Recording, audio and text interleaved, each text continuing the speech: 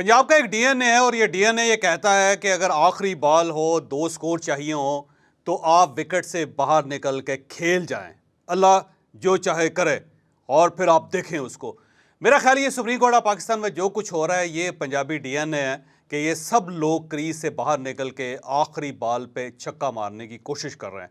ये इस छक्केबाजी में कहीं आउट तो नहीं हो जाएंगे, ये हम आपको आज के वीलॉग में बताएंगे। चीफ जस्टिस ने कल की हेयरिंग में अंदिया दिया कि मंगल के दिन तक हम फैसला कर देंगे। गोया ईद की छुट्टियों से पहले पहले supreme court of Pakistan military courts में सिविलियन के केस का फैसला करना चाहती है। इतनी जल्दी क्यों है, ये भी हम आपको आज के वीलॉग में बताएंगे।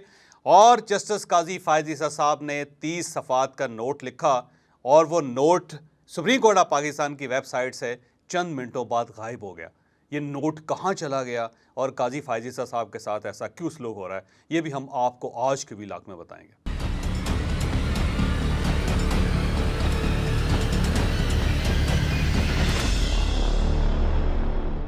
सबसे पहले काजी फायद ईसा साहब के 30 सफ़ात के नोट की तरफ आते हैं। पहली बात तो ये है कि काजी फायद ईसा साहब के अंदर हिम्मत बहुत ज़्यादा है। इनकी जो 3 कैरेक्टरिस्टिक्स हैं उनकी दाद देनी पड़ेगी। पहला जो इनके अंदर कैरेक्टरिस्टिक है, जो किरदार के अंदर जो पहला आंसर है, वो ये है कि ये गिव अप नहीं करते। आप इनको जितना पुश करते जाते हैं, जितना पुश करते जाते हैं, ये उतनी फोर्स के साथ रिएक्ट करते हैं और अपनी विकेट नहीं छोड़ते।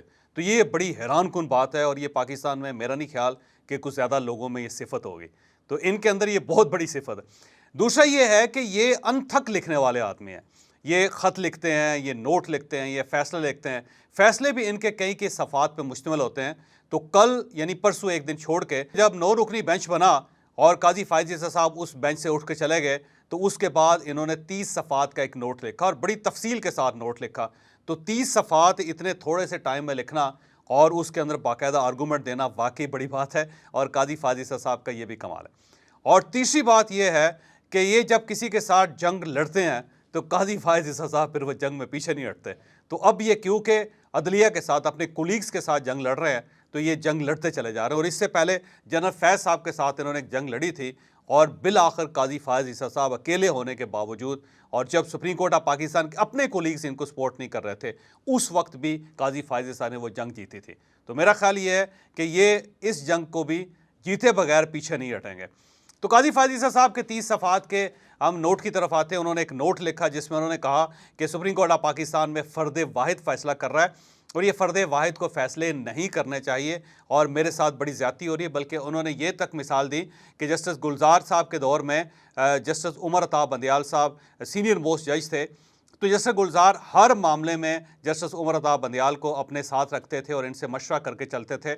लेकिन मैं जब से सुप्रीम कोर्ट ऑफ पाकिस्तान के अंदर आया और जब से ये चीफ जस्टिस बने हैं, और उस वक्त से मेरे साथ कोई मशवरा नहीं किया गया और बल्कि मुझे हर जगह पर लेट डाउन करने की कोशिश की गई और किसी भी बड़े फैसले के अंदर ये किसी भी बड़े बेंच का हिस्सा मुझे नहीं बनाया गया।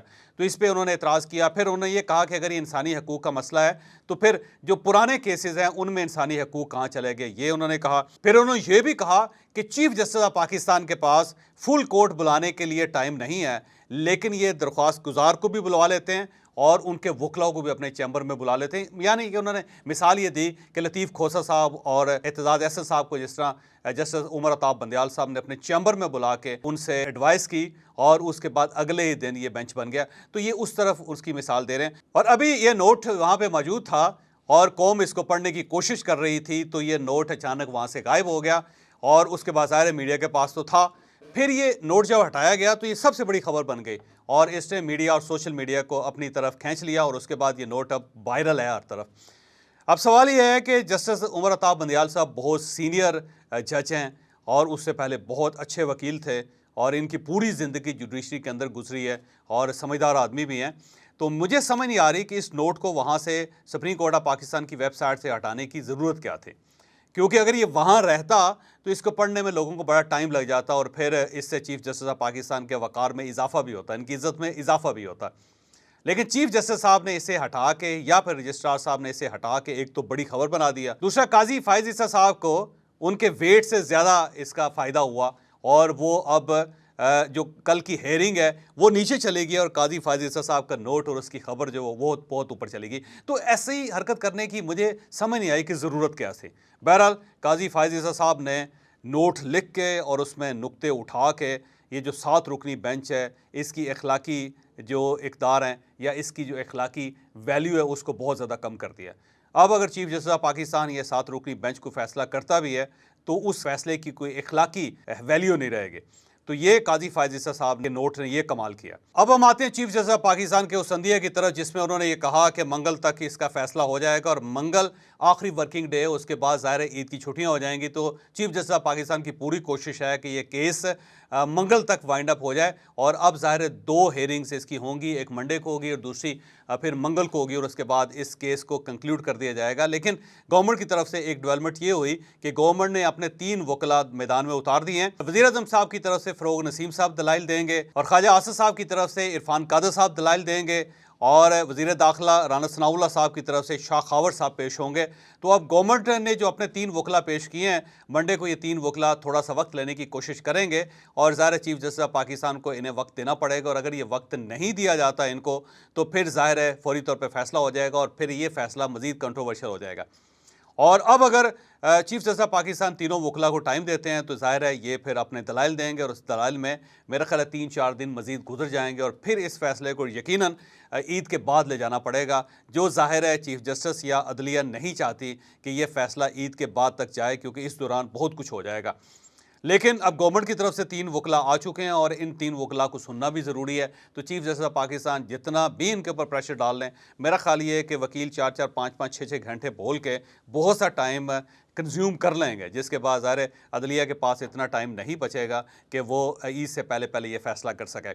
बहरहाल अगर चीफ जस्टिस साहब का जो हुक्म है उसको अगर सीरियस लिया जाए और ये सोचा जाए कि वाकई ही मंगल को ये फ़ैसला हो जाएगा तो अब सवाल ये है कि फ़ैसला क्या हो सकता है। मेरी ज़ाती राय में सुप्रीम कोर्ट ऑफ पाकिस्तान का 7 रुकनी बेंच आर्मी एक्ट को कालादम करार नहीं देगा।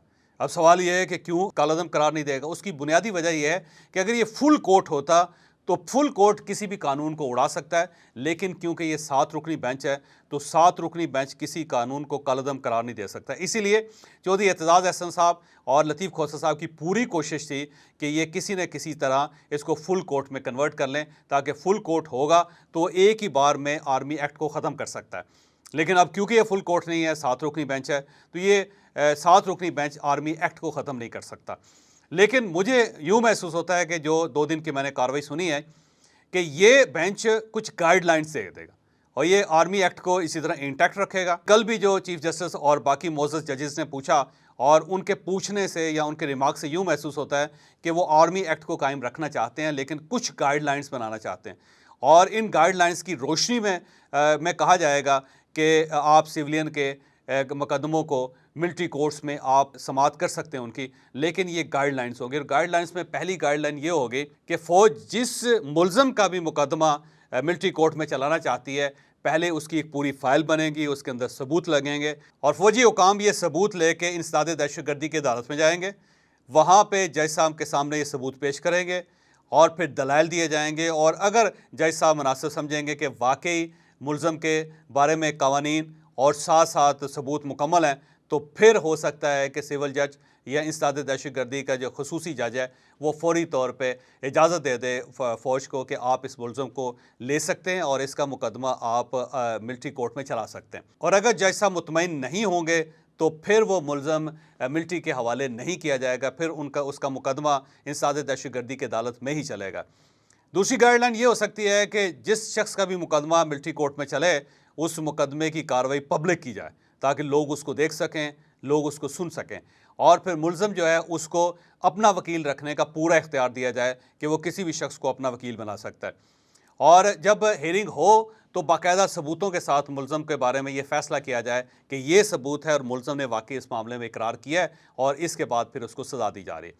और तीसरी गाइडलाइन ये होगी कि मुल्ज़म को सज़ा से पहले पहले हाई कोर्ट के अंदर और सुप्रीम कोर्ट ऑफ पाकिस्तान के अंदर अपील करने का पूरा इख्तियार होगा और अगर हाई कोर्ट और सुप्रीम कोर्ट ऑफ पाकिस्तान मुल्ज़म को बेगुनाह समझती है तो फिर उसको रिहा कर दिया जाएगा और आर्मी या मिलिट्री उसके रास्ते में रुकावट बनने की कोशिश नहीं करेगी। और तीसरा ये है कि मुल्ज़मान आम जेलों में रखे जाएंगे और उन्हें मिलिट्री के हवाले नहीं किया जाएगा और जब भी मिलिट्री कोर्ट को मुल्ज़म की ज़रूरत होगी तो उसे आम जेल से ला के फ़ौज के हवाले किया जाएगा और फिर उसके बाद दोबारा उसे आम जेल में वापस ले जाया जाएगा। तो मेरा ज़ाती ख्याल ये है कि गाइडलाइंस दे के इस सारे केस को वाइंड अप कर दिया जाएगा और इसमें दो फ़ायदे होंगे। एक तो जो हुकूमत है उसका भरम इस तरह रह जाएगा कि आर्मी एक्ट ख़त्म नहीं हुआ, और दूसरी तरफ जो सुप्रीम कोर्ट ऑफ पाकिस्तान है वो सुरखरू हो जाएगी कि उसने इंसानी हकूक़ की अलमदारी की और मुलज़मों को मुकम्मल तौर पे फ़ौज के रहम व करम पे नहीं छोड़ा। तो ये एक विन विन सिचुएशन होगी जो दोनों के लिए शायद मुनासिब होगी। तो इस टाइप का फ़ैसला मुझे महसूस हो रहा है जजेस की बॉडी लैंग्वेज से और इनके सवालों से और इनके रिमार्क से। और अब हम आते हैं पंजाब के उस DNA की तरफ। पंजाब के अंदर एक DNA है और वो DNA ये कहता है कि जब आखिरी बॉल हो और 2-4 स्कोर रह गए हों तो फिर विकेट से बाहर आके पूरा छक्का मारने की कोशिश करें, फिर अल्लाह के आसरे पे हर चीज़ को छोड़ दें। फिर ये कहते हैं कि बस जो कुछ होगा देखा जाएगा। अब ये क्योंकि अदालत के अंदर इस वक्त जितने लोग हैं इन सब का ताल्लुक़ पंजाब के साथ है। जो केसेस हैं वो पंजाबियों के, इमरान खान साहब का ताल्लुक़ पंजाब के साथ है, जो जजेस हैं इस वक्त सारे वो पंजाबी हैं एक आध को छोड़ के, और इसके साथ साथ जो वकला हैं वो पंजाबी हैं। लिहाजा अब आप देख लीजिएगा कि इस अदालत के अंदर जो कुछ हो रहा है वो पंजाबी DNA के तहत हो रहा है। चौधरी एतजाज़ अहसन साहब और लतीफ़ खोसा साहब एक भरपूर सियासी इनिंग्स के बाद आलमोस्ट इर्रेलेवेंट हो चुके थे। एतजाज़ अहसन साहब ज़ाहिर अब वो कोई ऐसे वकील नहीं रहे कि उनका मुकदमा बार बार अदालतों में पेश होता हो। पाकिस्तान पीपल्स पार्टी के अंदर वो रहे और उनकी बड़ी रफ़ाकत है 45 साल पाकिस्तान पीपल्स पार्टी के साथ, लेकिन अब पार्टी की तरफ से भी को बहुत ज़्यादा गर्मजोशी का मुजाहरा नहीं किया जा रहा था। फिर उनको ज़ाहिर मीडिया पे आने का और फिर लाइमलाइट में रहने का ज़ाहिर एक ऑप्शन था उनके पास, अब वो भी ज़ाहिर मदम होता चला जा रहा है। लतीफ़ खोसा साहब भी ज़ाहिर गवर्नर पंजाब रहे और फिर वो वज़ीर भी रहे और फिर अब वो पाकिस्तान पीपल्स पार्टी के सफ़ों से भी साइड पे हो गए।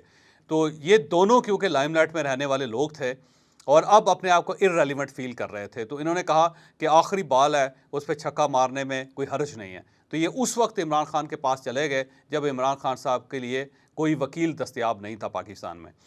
दूसरी तरफ इमरान खान साहब जो हैं वो आलमोस्ट अपनी जंग हार चुके हैं और ख़ुद क्योंकि क्रिकेटर हैं वो, और जब उन्होंने देखा कि कोई बस नहीं चल रहा तो उन्होंने कहा कि ठीक है अब आखिरी कोशिश करने में क्या हर्ज है। तो उन्होंने मुल्क के 2 नामवर वकला को अपने साथ मिलाया और फिर साथ साथ वो तमाम लोग जो जजेस से राब्ते में और दूसरी तरफ इमरान खान साहब की हमायत भी रखते हैं, इमरान खान साहब के लिए मोहब्बत भी रखते हैं अपने दिलों में, तो इन्होंने उनको एक्टिव किया और फिर उन लोगों ने फ़ैसला किया कि आखिरी बॉल है, छक्का मारने में कोई हर्ज नहीं है। तो ये इमरान खान साहब की तरफ से भी छक्का मारने की कोशिश है।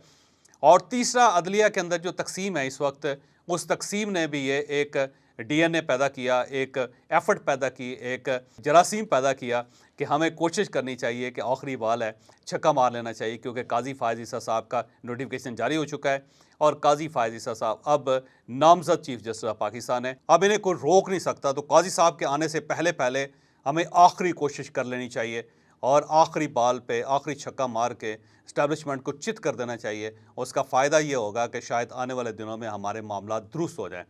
और आखिरी चीज़ ये भी हो सकती है कि शायद इस सारी एफ़र्ट के पीछे ये मकसद हो कि हो सकता है इससे हमारा इस्टेब्लिशमेंट के साथ राब्ता पैदा हो जाए और इस्टेब्लिशमेंट और हम दोनों एक टेबल पे बैठ जाएँ और हमारे लिए कुछ गुंजाइशें निकल आएँ। तो इस गुंजाइश ने भी छक्का मारने पे मजबूर कर दिया है। लेकिन अब सवाल ये है कि इस छक्के के बाद क्या वाकई छक्का लगता है या फिर ये सब आउट हो जाते हैं। ये इसका फ़ैसला 1 हफ़्ते के अंदर अंदर हो जाएगा। या तो ये पूरी पार्टी, पूरी टीम आउट है, या फिर हो सकता है कि आखिरी गेंद हो उस पर वाकई छक्का लग जाए।